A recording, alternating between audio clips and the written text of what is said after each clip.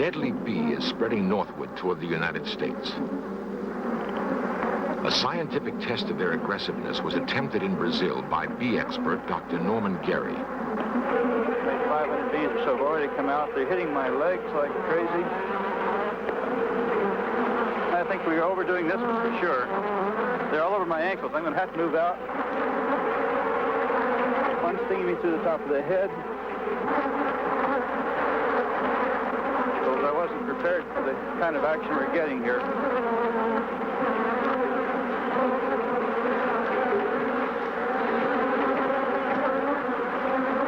One just got inside my veil.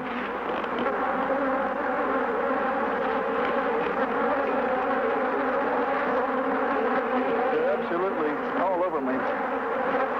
One's inside, two are inside my veil. One's stinging in the ear. Sure wasn't prepared for this one. For over 9,000 years, honeybees like these have served man willingly. Now that peaceful relationship is threatened by intruders.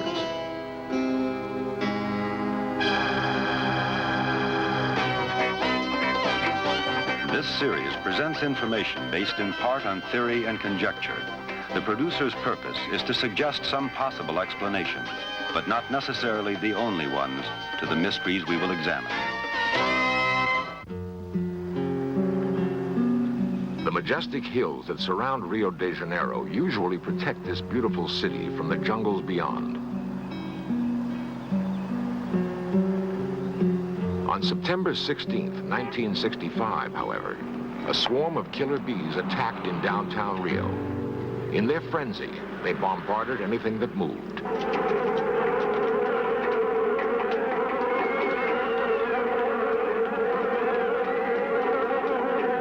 "60 people were badly stung." A fierce new breed of honeybee now threatens the once happy partnership between man and bee. It is a threat, however, that must be met with understanding, not fear. Frightening as it seems, the killer bee deserves our respect. It works harder, lives longer, breeds faster, and produces up to twice as much honey as other bees.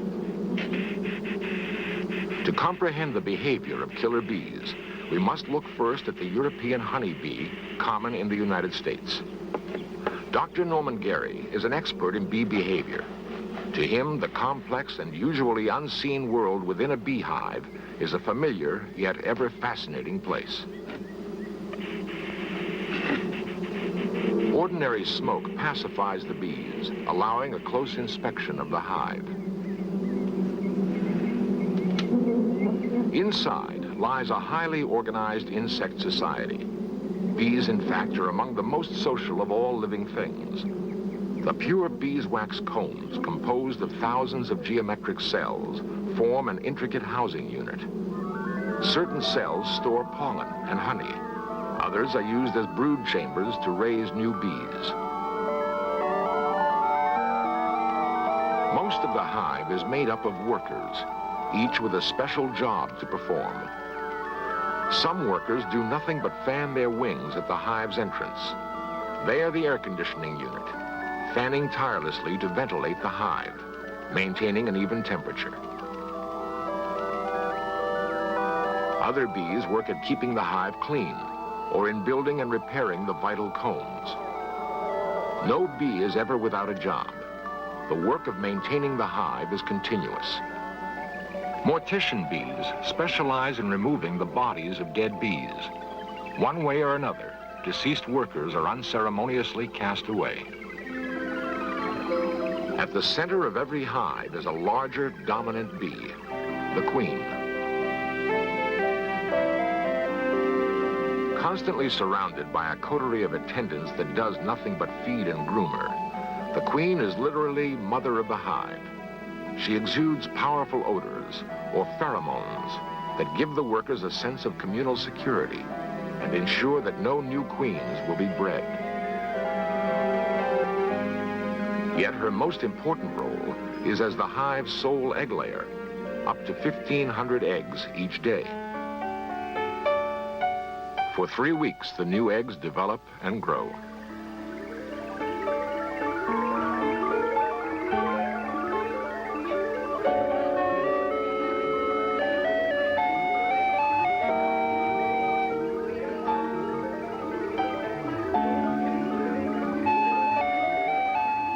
bees emerge as fully formed adults.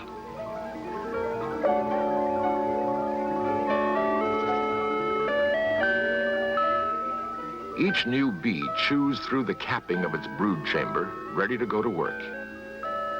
A bee's life will last but 6 weeks. Yet before it joins the active hive, a young bee cleans its own brood chamber to make room for the next generation of young.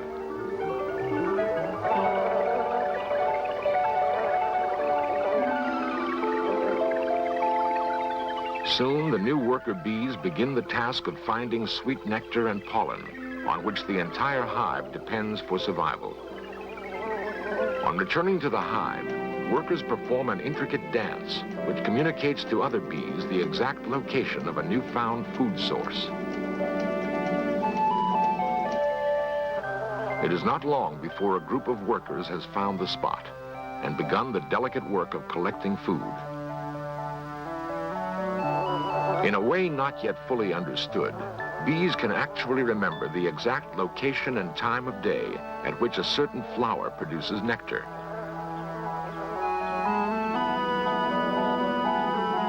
On returning to the hive, no worker gains easy admittance.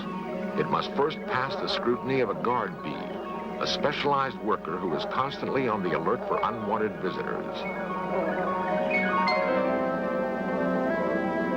Once inside, nectar is given to another worker. Later, it will be transformed to honey and stored. About once a year, the population of a hive begins to exceed its limits. The workers make preparations to produce a new queen. Meanwhile, at least half the colony gathers around the reigning queen. It is a phenomenon known as swarming. Suddenly, the swarm leaves the hive. They fly away and find a new place to live.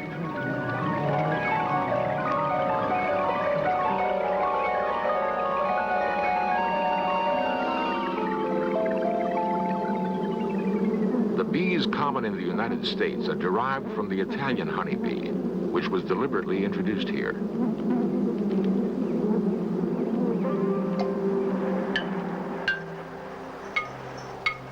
In Africa, there are also honeybees. In most ways, they are like the bees in North America. Yet in some respects, they are very different. Thousands of years of evolution in a harsh environment has made them a nervous, nomadic race. They breed much faster and swarm more often than other bees. They also work longer, carry more nectar, and produce more honey.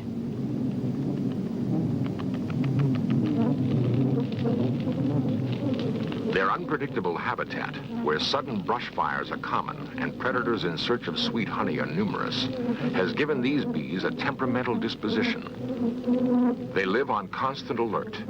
A sudden movement, a dark color, even the smell of carbon dioxide from the breath of a predator can send them into a stinging frenzy. Their alarm odors will draw every nearby colony to join the attack in a common defense of the hives. In 1956, at the University of Sao Paulo, this man, Dr. Warwick Kerr, imported 26 hives of pure African bees to Brazil.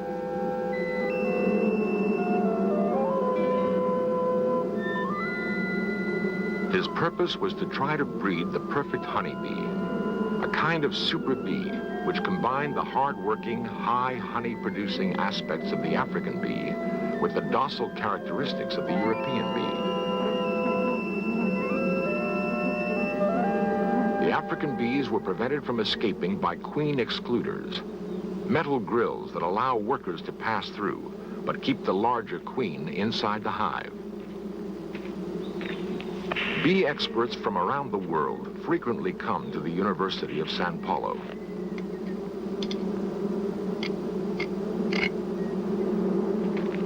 In 1957, a visiting beekeeper mistakenly removed the queen excluders from all of the African hives. The accident occurred at a time when the hives were ready to swarm.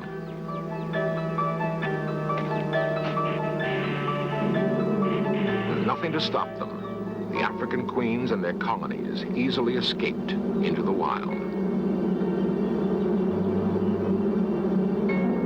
Hundreds thousands of pure, aggressive African bees swarmed into the countryside. They quickly established wild colonies and continued to breed. Though no one suspected it at the time, the accidental escape of the African bees was the prelude to disaster.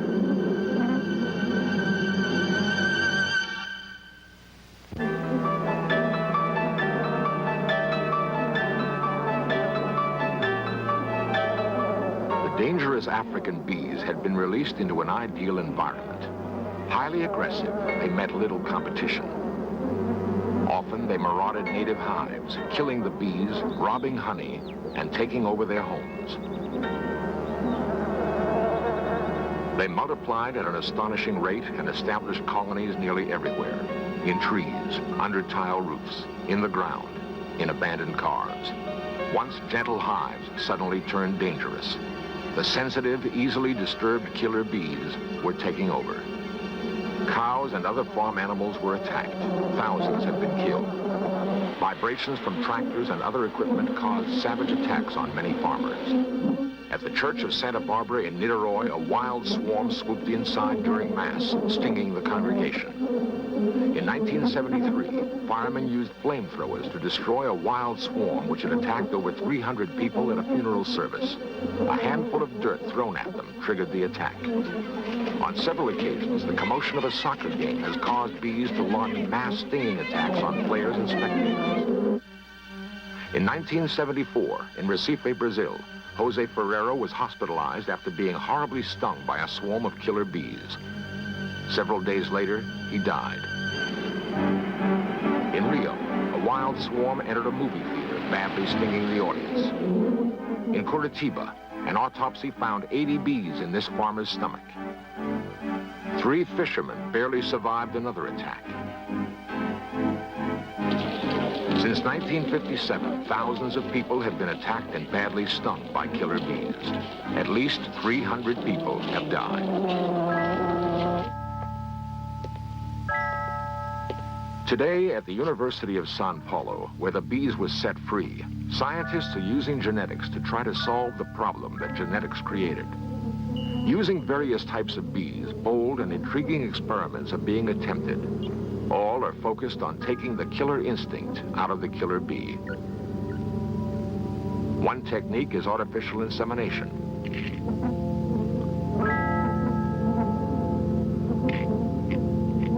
Drones, the stingless bees that fertilize the queen, have been collected from special hives. These drones represent an extremely gentle European variety. One by one, they are carefully removed. Each drone is gently compressed to reveal part of its reproductive system.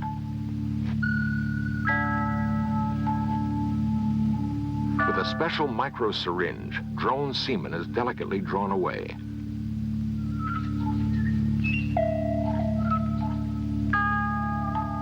Meanwhile, an anesthetized killer queen bee is prepared for artificial insemination. The syringe containing semen from the drone is inched into position. Slowly, the captive queen is inseminated. Her genetic character is thus deliberately altered by science. The queen is then introduced into a hive. If the experiment is successful, the queen's eggs will bear a gentler bee. The hive will become less aggressive. Yet such experiments have had little impact. 90% of all killer bees live and breed in the wild, completely uncontrolled. Another attempt to solve the killer bee problem has been to produce mutant bees by exposure to high radiation. A mutant bee, which is physically unable to sting, has been produced recently. It may offer some hope for the future.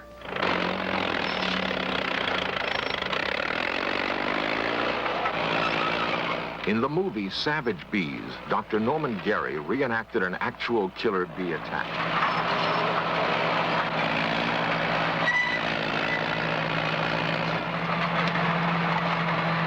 The death of a single bee releases a chemical odor that drives a nearby swarm into a killing frenzy.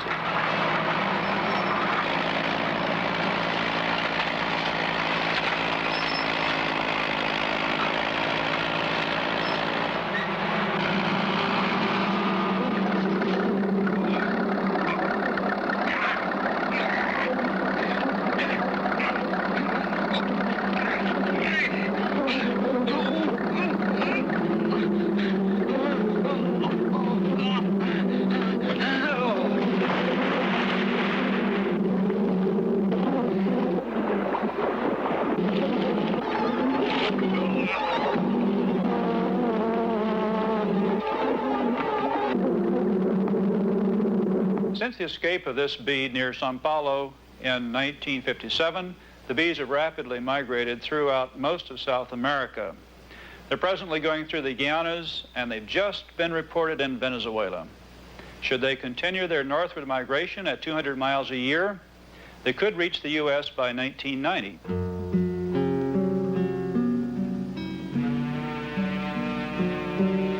Killer bees could reach the United States much sooner, simply by stowing away on a ship bound for our shores. In 1972, at Richmond Harbor near San Francisco, a swarm of bees was found aboard a freighter. Before they spread, they were destroyed. The world's top experts identified them as killer bees. It turned out later they were mistaken. The problem is that killer bees and the honey bees common in the United States are nearly identical. As a result of the Richmond Harbor incident, a sophisticated technique to identify killer bees was invented. Wings and other body parts of suspect bees are carefully dissected.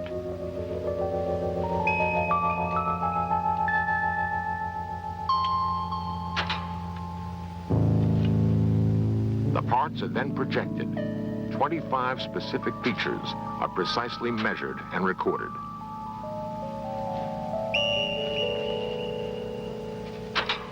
The information is fed into a computer for analysis and an answer. It is the only way known to distinguish a normal bee from a killer.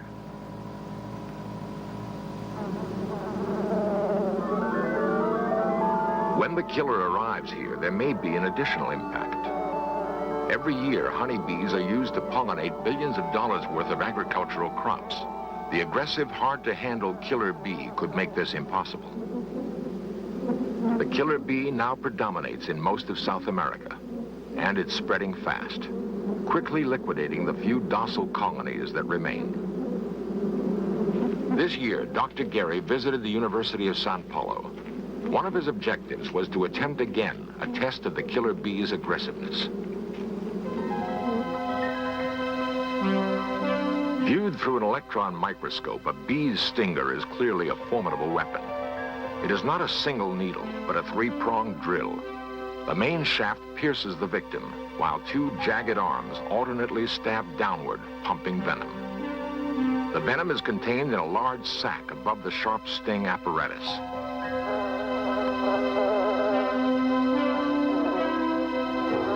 Once inserted, the stinger will keep working until all the venom is pumped in. Wearing a special protective suit, Dr. Gary began the test. All that was required to arouse the bees was to dangle a black leather patch at the hive entrance. Killer bees react violently to black. The second patch on Dr. Gary's chest measures the intensity of the attack. 200 bees around my veil. The patch now is being stung. There must be 50 bees already have stung this patch on my chest. I'll continue to get them out. This is a maximum response. So far, I have received no stings. I hope at this moment there are no openings in my veil.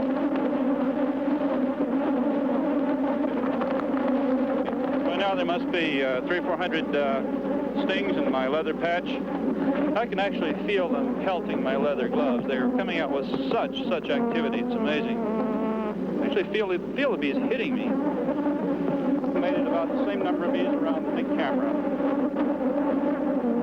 There's only one sting at this point that concerns me, and that's the one in my arm. I would estimate that the cameras themselves have at least 100, maybe 200 bees on there. Of course, they can't sting the camera.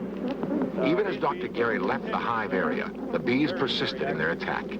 Killer bees will pursue a victim great distances, stinging all the way. Killer bees don't calm down easily. They remember their anger for as long as 24 hours.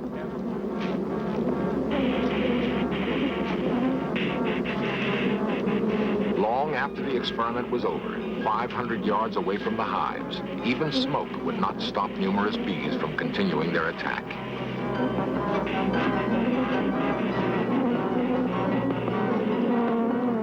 Killer bees are unlike any honeybee that we have known. Unless stopped, they will live up to their name.